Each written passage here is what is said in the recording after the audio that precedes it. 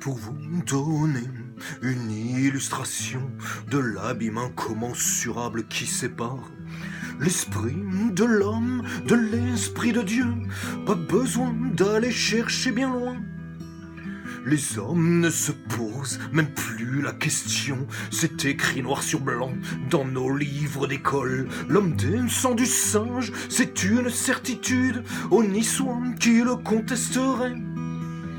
Pourtant, si on y pense, c'est tellement aberrant, sans même recourir à l'idée de Dieu. Est-ce à croire que tous les singes sur la terre vont finir par se transformer en hommes?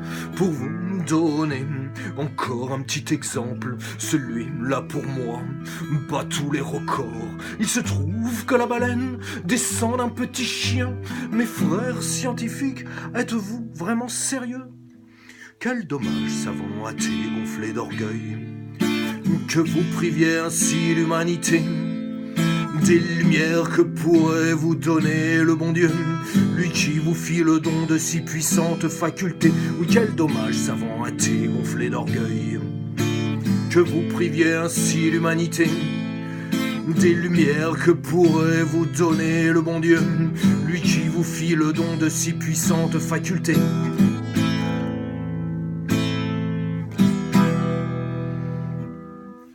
Je remets en cause toutes les conneries sorties du cerveau de nos savants athées qui imposent à l'homme des réalités pourtant si loin de la vérité. Ouvrez alors mes frères tout grand vos oreilles, je ne suis pas scientifique mais instrument de la sagesse. Faut de tenir compte de Dieu dans leurs recherches, les savants athées se plantent dans leur raisonnement, car comment est-il possible de formuler des hypothèses au sujet de réalités que l'esprit humain ne peut saisir avec sa seule science, aussi grande sa science soit-elle? Ainsi, savant athée qui refuse le bon Dieu, par la force des choses, tu n'es qu'un demi-homme qui vit dans sa partie la plus faible et plus chétive, la matière si limitée pour qui veut comprendre.